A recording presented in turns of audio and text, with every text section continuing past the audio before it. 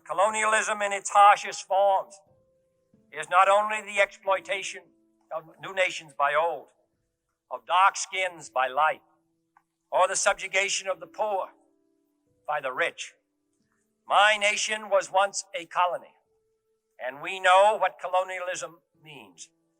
The exploitation and subjugation of the weak by the powerful, of the many by the few, of the governed who have given no consent to be governed, whatever their continent, their class, or their color.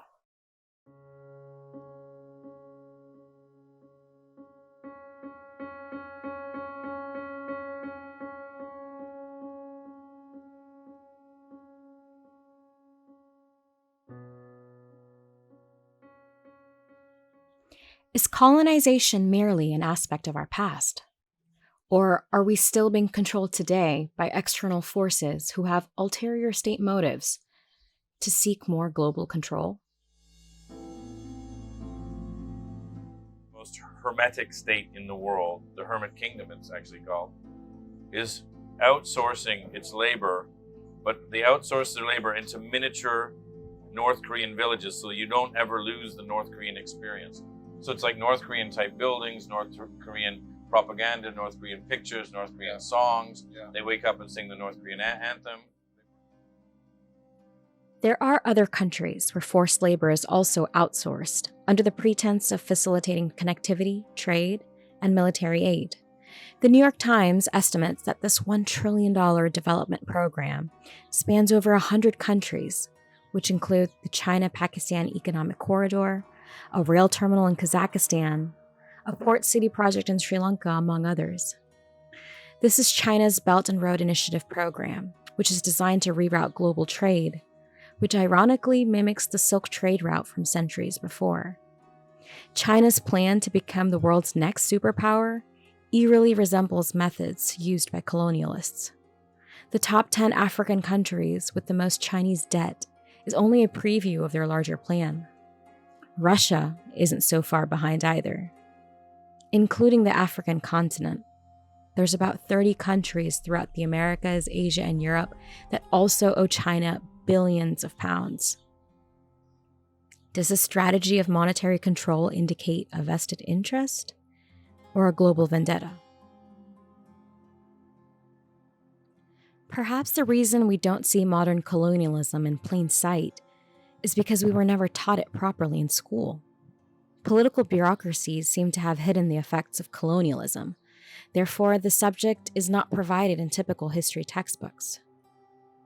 In order to not repeat the mistakes of the past, let's take a look back on the lessons we were taught to forget.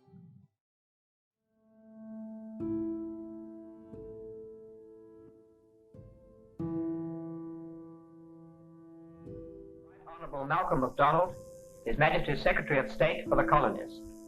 We who are responsible for the government of the British colonial empire are engaged upon a great adventure. The task is enormous. The problems are innumerable. We sometimes run into troubles, and our ultimate goal is still far away.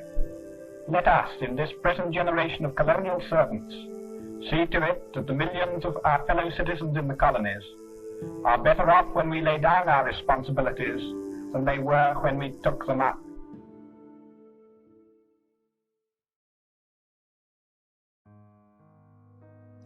Misleading and derogatory propaganda videos were circulated to encourage funding and sympathy from donors back home. When people think about colonization, they deduce it subjectively instead of objectively. These maps showcase the vast global scope of the topic, whether it be European colonization or Eastern imperialism. Every country in the world at one point or another has been affected by it. The death toll caused by colonialism has never been tallied. The countless lives lost may never be known, let alone acknowledged as genocide.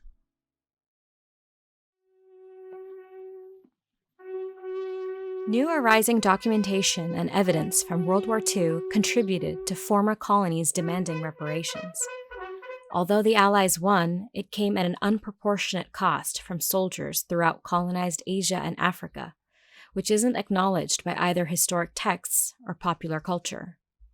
It doesn't help that the sacrifice of people of color are often forgotten, misrepresented at best, or the people who committed war crimes to their colonies are glorified on a global platform. On top of the human sacrifice, money, and natural resources that were depleted from the colonies post-World War II, the internal fire to obtain independence gained more popularity and momentum. Freedom, however, came at a cost.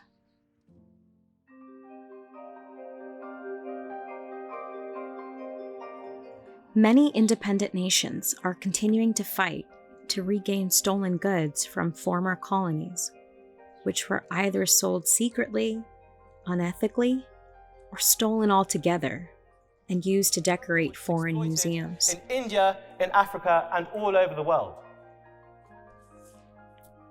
Rome was not built in a day, and neither was Britain, nor any other colonial power whose infrastructure, cities, and beautiful buildings were financed with the proceeds of colonial rule from resources which were forcibly claimed as their own.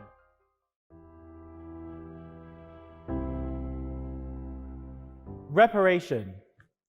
The action of making amends for a wrong one has done by providing payment or other assistance to those who have been wronged. That is the definition of the word. This so-called white man's burden to travel the ends of the world, enlightening and Christianizing simple natives who would otherwise have nothing is, if I may be frank, insulting and quite naive. Africa was the home of ancient kingdoms long before the arrival of colonialists, with our own cultures, our own cities, our own religions, and indeed our very own languages. Africa, home of more primitive peoples, with colonies spread from the Indian Ocean to the South Atlantic. The colonies where slavery was exercised profited not.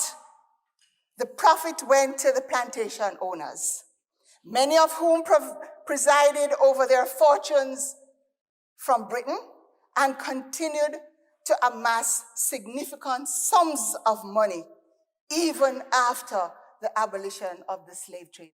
It's really hard to imagine that people at that time had the nerve to ask us to pay a debt, because they are the ones who suffered from slavery. They are the ones who lost everything. I don't think they will ever try to do any reparation, but we can still try and ask it. According to the Universal History Archives, 56 million indigenous, or 96% of the population, were killed with the arrival of the first European settlers in the Americas due to disease, warfare, slavery, and brutality. There has been a stark relationship of native migration to the degradation of natural resources.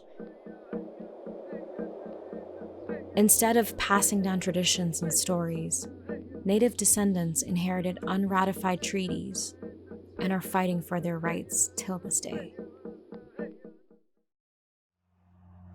The Americas were also home to indigenous groups such as the Aztecs, Mayans, Incans, among others colonized by Spanish conquistadors.